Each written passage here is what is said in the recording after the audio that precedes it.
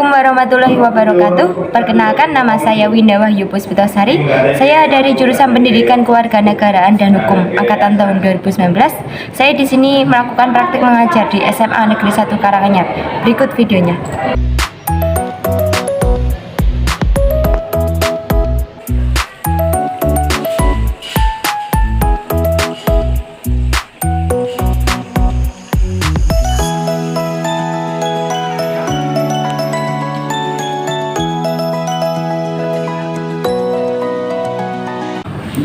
Assalamualaikum warahmatullahi wabarakatuh. Waalaikumsalam warahmatullahi wabarakatuh. Selamat pagi semuanya. Bagaimana kabarnya hari ini? Oke. Tolong disiapkan dulu buku paketnya dan isinya tolong dirapkan.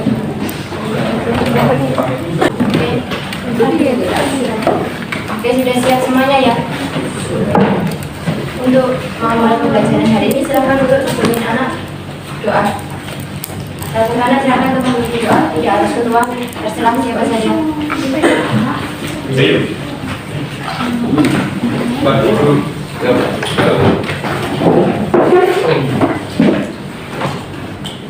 Dua, mulai.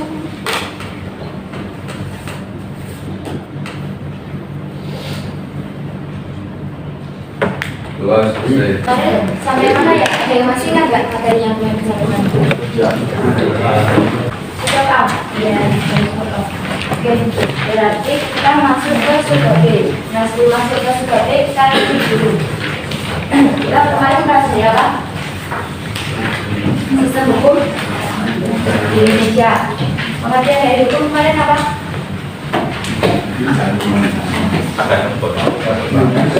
Sekumpulan peraturan Dari rakyat. sekumpulan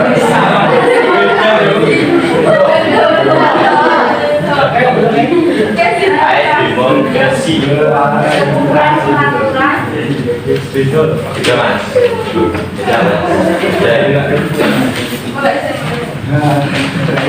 sekumpulan peraturan tata tertib dan keadaan.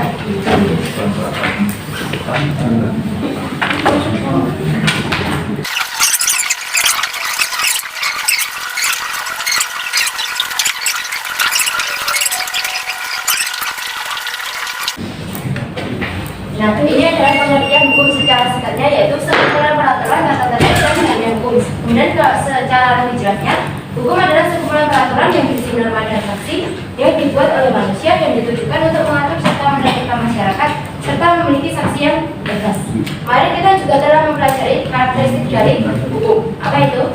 Yaitu berisi perintah dan larangan. Kemudian perintah dan larangan tersebut harus dipatuhi oleh masyarakat.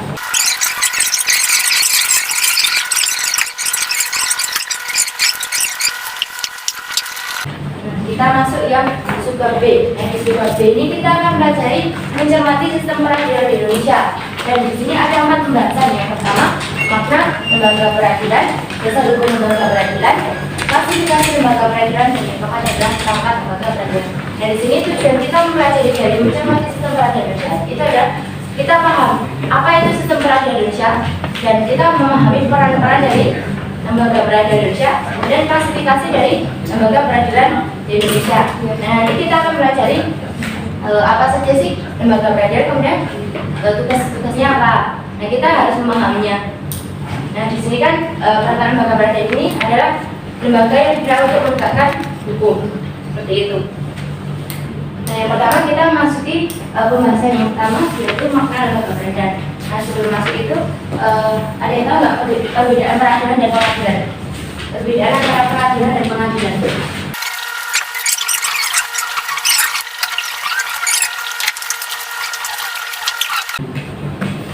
Nah, peradilan itu adalah proses dalam mengadili suatu perkara, sedangkan pengadilan adalah tempat dilakukannya proses peradilan. Jadi jangan sampai kebalik. Kalau peradilan adalah proses dalam mengadili suatu perkara, dengan pengadilan adalah tempatnya.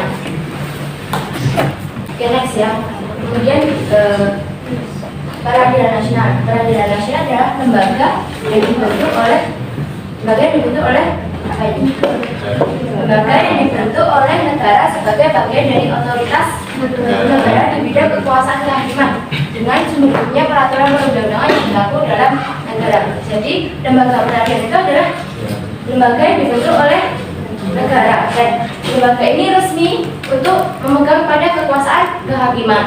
Kemudian dalam menjalankan tugasnya dalam kekuasaan kehakiman, lembaga peradilan nasional ini harus mematuhi peraturan perundang-undangan yang berlaku dalam negara. Nah, meskipun dia adalah yang menegakkan keadilan atau dalam menegakkan hukum, dia tetap harus mengikuti peraturan perundang-undangan.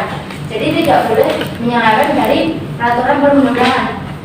Seperti itu. Karena kan orang yang membuat peraturan perundang-undangan adalah Dewan Perwakilan Rakyat. Sedangkan yang peradilan nasional ini berada di kekuasaan yudikatif. Nah, kekuasaan yudikatif ini juga harus mengikuti dari peraturan perundang-undangan yang berlaku. Oke, sampai sini mungkin ada yang ingin ditanyakan? Atau tidak ada yang ingin ditanyakan? Kita masuk ke dasar hukum lembaga peradilan Indonesia. Nah, di sini ini hanya menunjukkan 8. Tapi kalau di paket itu ada lebih banyak dari 8. Jadi dasar hukum lembaga peradilan itu sangat banyak. Karena sesuai dari banyaknya lembaga peradilan di Indonesia atau kategorisasi dari lembaga peradilan Indonesia. Nah, yang pertama adalah Pancasila sila kelima. Nah, Pancasila sila kelima ini adalah dasar paling pokok dari lembaga peradilan. Sila kelima bunyinya apa? Keadilan sosial bagi seluruh rakyat Indonesia. Ini adalah dasar paling pokok dari lembaga peradilan Indonesia. Jadi tujuan dari negara Indonesia adalah untuk mencapai keadilan sosial bagi seluruh rakyat Indonesia. Seperti halnya lembaga peradilan yang tugasnya adalah untuk mewujudkan keadilan sosial bagi seluruh rakyat Indonesia. Seperti itu. Kemudian yang kedua, selain di dalam Pancasila juga dimuatkan dalam Konstitusi Undang-Undang Dasar 1945, yaitu termuat dalam pasal 24 ayat 2 dan 3. Pasal 24 ayat 2 dan 3. Silakan dibacakan satu anak. Pasal 24 ayat 2, kekuasaan kehakiman dilakukan oleh sebuah mahkamah agung dan badan peradilan yang berada di bawahnya dalam lingkungan peradilan umum, peradilan agama, lingkungan peradilan militer, lingkungan peradilan tata usaha, dan oleh sebuah mahkamah konstitusi. Pasal 24 ayat 3, badan-badan lain yang fungsinya berkaitan dengan kekuasaan kehakiman diatur dalam undang-undang. Terima kasih ya Mbak Putri. Tadi yang dibacakan dengan Mbak Putri itu ada pasal 24 ayat 2 dan 3. Nah, pasal 24 itu kekuasaan kehakiman itu berada di tangan Mahkamah Agung. Nah, Mahkamah Agung ini adalah lembaga peradilan tertinggi di Indonesia. Jadi yang memegang kekuasaan tertinggi di lembaga peradilan adalah Mahkamah Agung. Dan Mahkamah Agung ini masih ada di bawahnya ada lembaga peradilan yang lain, yaitu ada peradilan umum, peradilan agama, peradilan tata usaha negara, dan peradilan militer. Jadi tadi yang kekuasaan kehakiman tertinggi Indonesia apa? Kekuasaan kehakiman lembaga peradilan tertinggi Indonesia, Mahkamah Agung. Dan masih ada 4 di bawahnya tadi. Nah, selain itu juga ada lembaga peradilan lain, yaitu Mahkamah Konstitusi. Kemudian ada selanjutnya ada UU RI nomor 3 tahun 1997, yaitu tentang peradilan anak. UU RI nomor 31 tahun 1997 tentang peradilan militer. UU RI nomor 26 tahun 2000 tentang pengadilan. UU RI nomor 14 tahun 2002 tentang pengadilan pajak. UU RI nomor 24 tahun 2003 tentang Mahkamah Konstitusi. UU RI nomor 46 tahun 2009 tentang peradilan tindak pidana korupsi. Jadi selain yang dilumatkan di PowerPoint ini masih ada banyak lagi. Nah, situ kan kalau terkait dengan misal kalau peradilan anak itu dimuatkan dalam UU RI nomor 3 tahun 1997. Kemudian kalau pengadilan HAM UU RI nomor 26 tahun 2000. Jadi tergantung dari pengadilannya apa nanti dimuatkan dalam suatu peraturan perundang-undangan. Jadi karena hal tersebut maka dasar hukum dan lembaga peradilan Indonesia itu sangat banyak. Nanti kita akan mulai dari apa saja klasifikasi dari lembaga peradilan di Indonesia. Terus sampai sini mungkin ada yang ingin ditanyakan? Ya.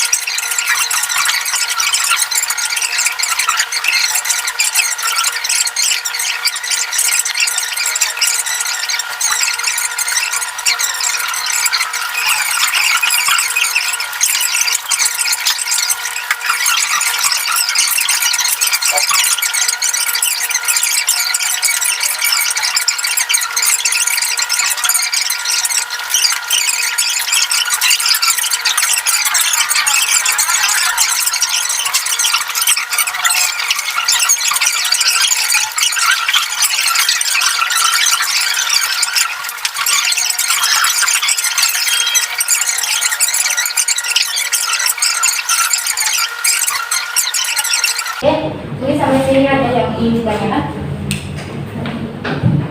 Tidak ya? Untuk hari ini siapa yang tidak hadir?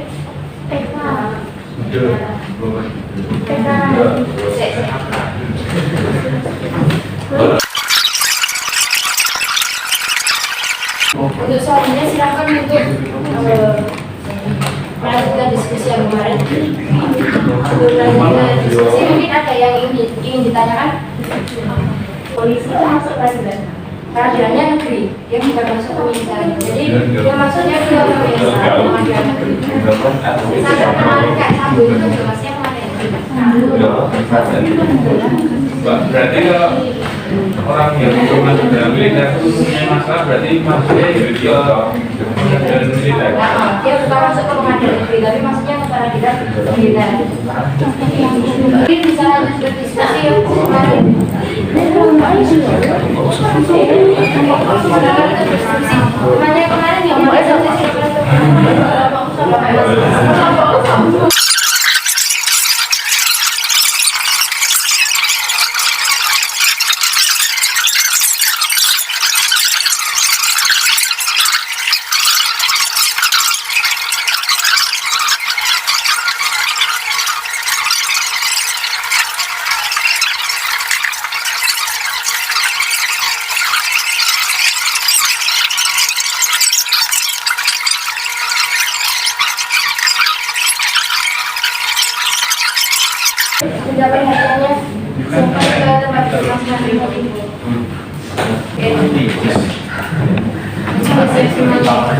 Nah ini kita belajar apa saja tadi?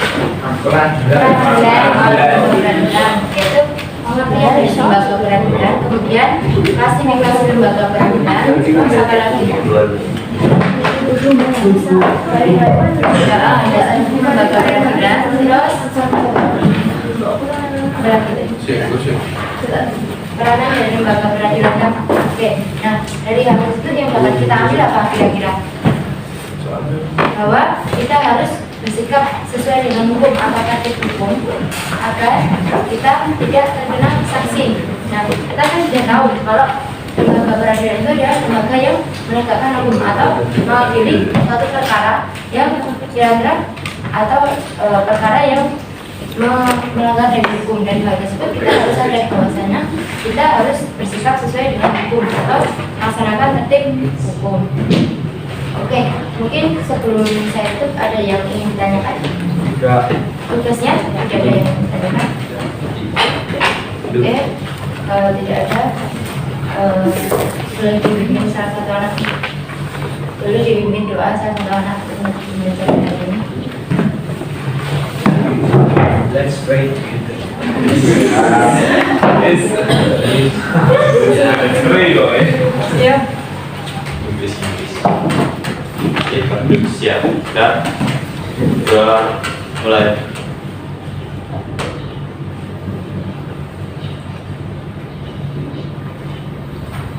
Selesai. Terima kasih. Saya tutup. Wassalamualaikum warahmatullahi wabarakatuh. Waalaikumsalam warahmatullahi wabarakatuh. Terima kasih.